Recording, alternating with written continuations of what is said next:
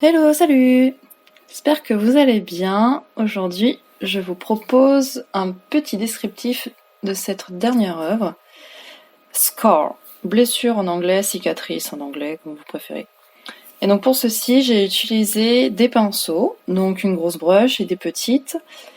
Et ici, j'applique donc de l'acrylique blanche. Donc sur cette-ci, j'ai vraiment pratiqué qu'avec de l'acrylique. Et tout à l'heure, vous avez vu un petit cordon, et généralement, ce que j'aime bien faire, c'est de la récupération. Donc je pourrais même pas vous dire d'où ça vient, mais voilà, c'est des choses comme ça que j'aime bien recycler au lieu de jeter, et sachant que je les jette, voilà, que après. Mais au moins sur le coup, ça me sert à quelque chose. Et vu que c'est de l'abstrait, ça aide plutôt pas mal à aller, on va dire, au feeling, voir ce qui se passe. Donc là, c'est du bleu, on va dire une sorte de turquoise, et que je décide de peindre sur le fil, donc dans le but de faire un tracé qui suit le cordon et voir ce qui se passe, sachant que la peinture blanche en dessous n'est pas encore sèche, donc dans tous les cas ça va se mélanger. Je n'ai pas attendu qu'elle sèche en dessous dans le but que il y a un mix quand je retire le cordon, et vous allez voir quand je vais tester d'autres choses.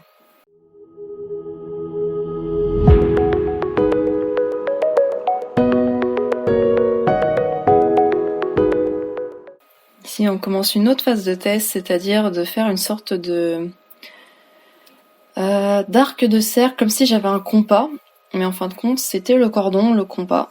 Et donc vu que la peinture, je vous ai dit tout à l'heure, elle est blanche, elle n'était pas encore sèche, et que dessus j'ai ajouté le bleu. Donc quand je fais des tracés, ça, avec le cordon, toute la peinture se décale. Et donc ça fait un changement de matière qui est assez sympa, avec des arcs de cercle. Donc là je double et je fais vraiment comme si j'étais un compas manuel. Ici je décide de venir dégrader les bords bleus qui me paraissaient un peu trop foncés. Donc avec le plus petit pinceau biseauté que j'avais. Et donc je viens petit à petit estomper tout ça.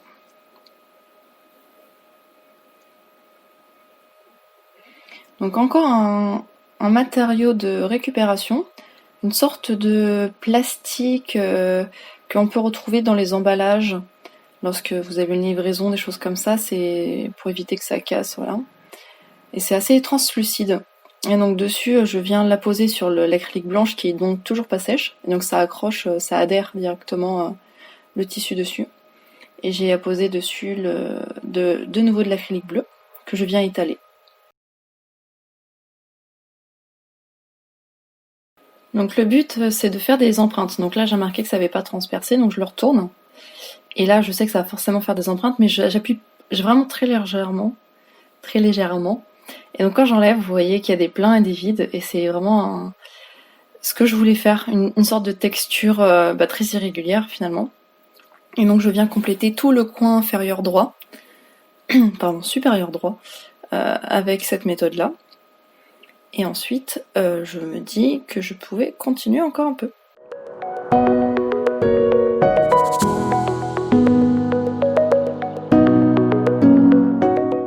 À présent, je passe à la peinture noire, donc de l'acrylique noir toujours, et j'essaye, bon, sans conviction, je vous l'avoue, de un peu à la Pollock, c'est-à-dire exploser la peinture par le biais du pinceau, en le faisant gicler. Et donc j'ai pas eu vraiment un grand succès à ce propos. Donc après je décide avec mon doigt de venir étaler les points que j'ai obtenus, les égratignures on va dire. Mais vraiment légèrement, tout en prenant le soin d'étaler dans un arc de cercle. Là je reprends mon pinceau avec du bleu et je continue de refaire ce mouvement de pendule, donc en arc de cercle, pour ajouter du bleu, parce que je trouve qu'il manquait de la couleur dans le coin.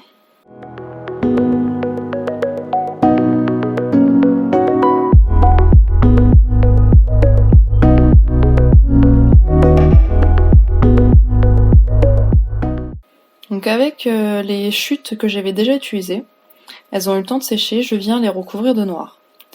Donc tout se recycle, rien ne se perd.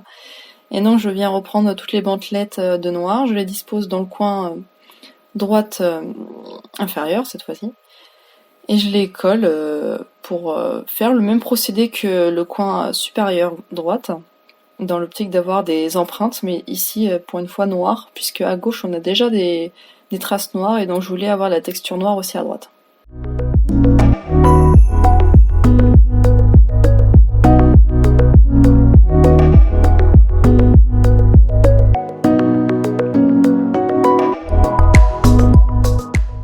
Donc finalement ça a fait des traits très très précis, pas vraiment ce que je voulais dans le terme de texture. Et donc là j'en profite pour ne jamais remettre de matière et vraiment garder l'excédent qui reste pour vraiment faire de la texture comme je le souhaitais avant.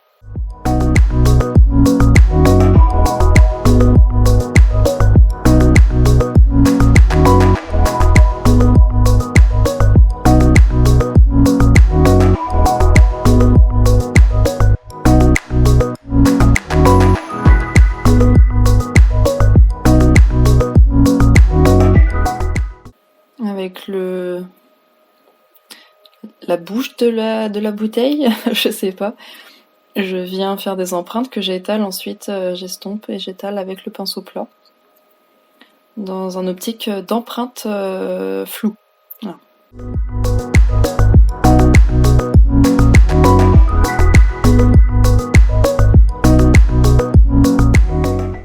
Je reprends la même bande, ici je réapplique du bleu. Vraiment, je suis pas précise, hein, c'est pas important. Et là, je vais faire un petit test, c'est-à-dire que je vais aller sur l'empreinte noire et je la balance. Je la jette, avec la gravité, forcément qu'elle va tomber. Et donc je vois ce que ça donne. Donc là, vous voyez pas, mais ça fait des petites traces légères. Donc après, je décide de vraiment appliquer et d'appuyer un petit peu dessus parce que je voulais que ça soit plus bleu que noir. Voilà. Donc là on voit bien les empreintes. Et donc je laisse aller la gravité.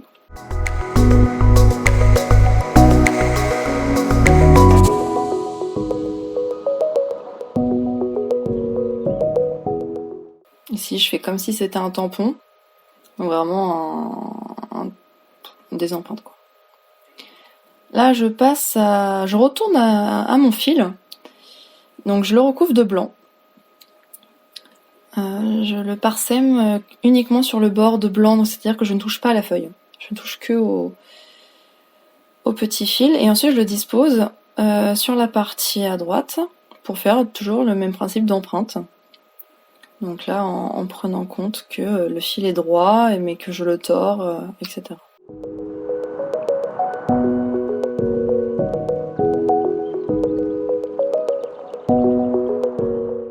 Alors, maintenant je passe dans le détail.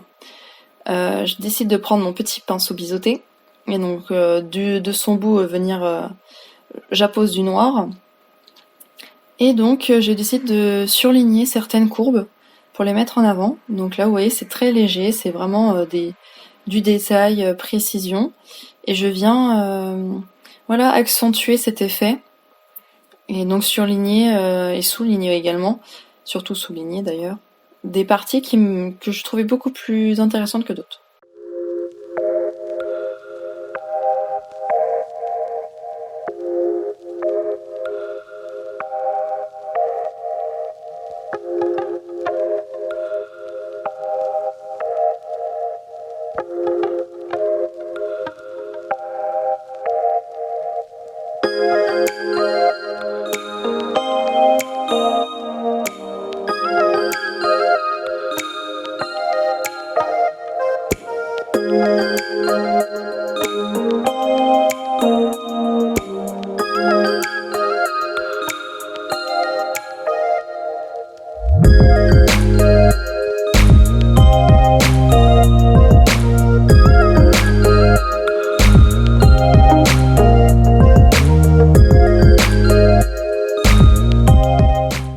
Et là au centre, je décide de faire un surlignage un peu plus grossier que tous les autres. Un qui vraiment va plus se voir au niveau du noir. Donc ça sera la seule pièce vraiment fine, mais j'allais dire dodue au centre.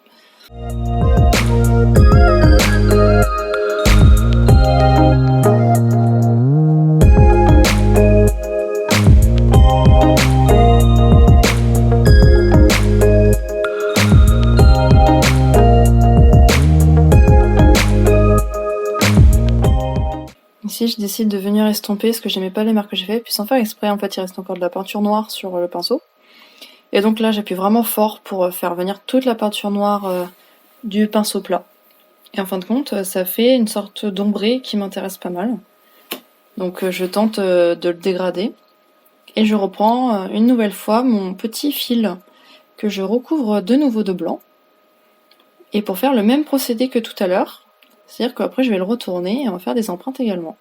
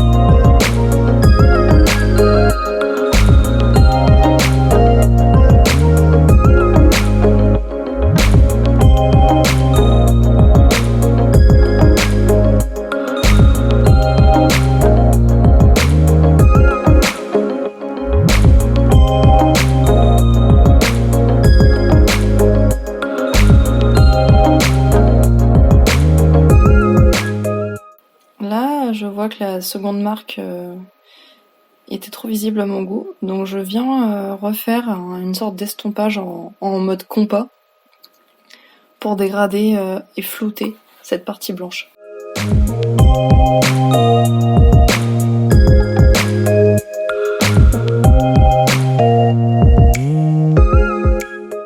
Et là voilà, elle a commencé, elle est vraiment disparue, elle est beaucoup moins mise en valeur que l'autre. Et voici l'œuvre. Donc vous voyez, il y a des teintes de bleu, assez dégradées, du noir avec des touches de blanc. Et vraiment, il y a une histoire de cercle, voilà, d'arc de cercle et de mouvement. Donc dites-moi ce que vous voyez. Il y a beaucoup de personnes qui n'ont pas vu la même chose que moi d'ailleurs. Et voilà, moi je vous souhaite une bonne journée, une bonne soirée. Et je vous dis à la prochaine.